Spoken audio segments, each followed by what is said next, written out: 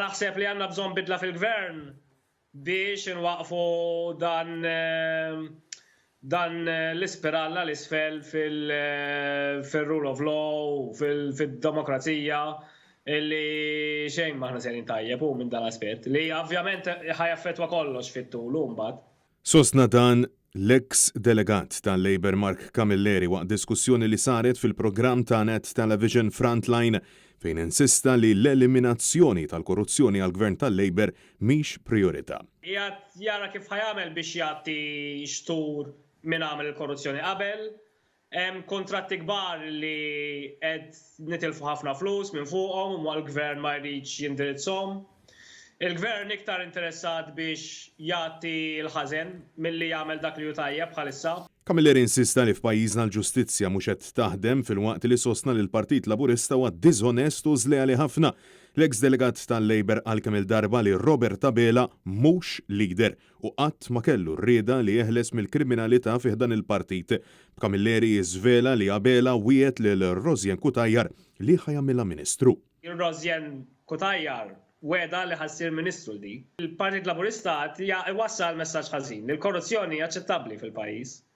Għalhekk m'għandniex għażla oħra nivvotaw il-Partit Nazzjonalista x'inkella dawn l-affarijiet ħajgravaw. U esprima l-istaġib tiegħu kif wara ta' żmien kollu ħadd mit-tmexxija ta' Joseph Muscat du Mattella l-qorti u insista illi Robert Abela jiġi jaqgħu jqum. Robert Abela jiġi jqum minn dak li hu tajb u ħażin. Robert Abela jekk jara li għad hemm ħafna laburisti jissapportjaw il-Muscat, da ma rridx jieħu riskju u jipprova jiġħdu biex ngħidu hekk. Da allura l-Rosjen Kutajjar weda Ministeru, da affarijiet tal-imġiena ġifieri.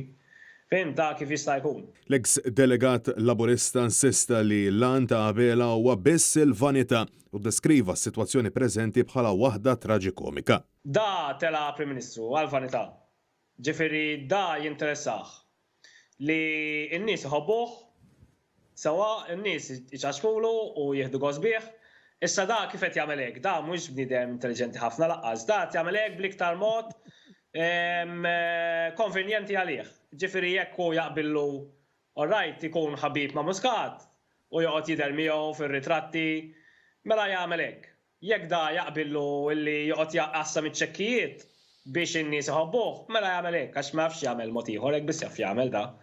Ġifieri dik is-sitwazzjoni naqa' redikola u surreali. Meta mistoqsi dwar ir-rabta tal-Prim Ministru ma' allegati kriminali, Mark Camilleri wieġeb b'dan il-mod. Aħna minn dejjem ukoll konna nafu illi Robert Abela da ma kien jagħmel xejn li fieħu l-kuntratti mill-gvern li kienu overpriced u kien jiġri hekk għax hu kien it-tifel ta' George. Daw it-tip ta' deals strambi ma' dal-kriminal mod partikolari. Alright, biex ma qox niġġeneralizza.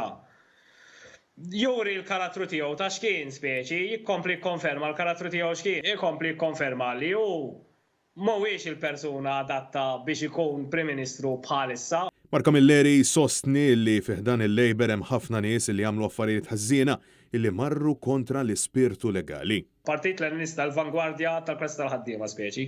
Speċi dik m'għandux il-Parlaburista bħalissa. Parlaburista l-vanguardja tan-nies korrotti bħalissa, mhux tal-press tal-ħaddiema, dik il-problema. Mistoqsi dwar il-grey listing Camilleri kien xettiku ħafna kemm il-Partit Laburista fil-Gvern jista' joħroġ lil pajjiżna faċilment minn din il-lista. Jekk inti fil-kabinett tiegħek għandek nies b'assoċjazzjoni kriminali, x'messaġġ qed tibgħat inti hemm barra anke internazzjonalment? Qed tibgħat messaġġ li inti tiġi letteralment taqgħod minn dawn l-affarijiet. Għalaqstant, Mark Camilleri insista dwar il-bżonn li f'pajjiżna jkollna gvern ġdid nazzjonalista sabiex tirrenja d-demokrazija, tissaħħaħ ir-rule of law u nissiltu il-korruzzjoni. Biex niġġieldu l-korruzzjoni issa fil-pajjiż, irridu nistennew li jkun hemm il-Partit Nazzjonalista fil-Gvern u nerġgħu nibdew nibnu l-pajjiż. Ġifieri jiena issa dan naraħ perjodu transitorju ħażin fejn ikollna nieħdu paċenzja b'dal ħażen sakemm fl-aħħar nibdew nibnu l-pajjiż. Francesco Catania, Net News.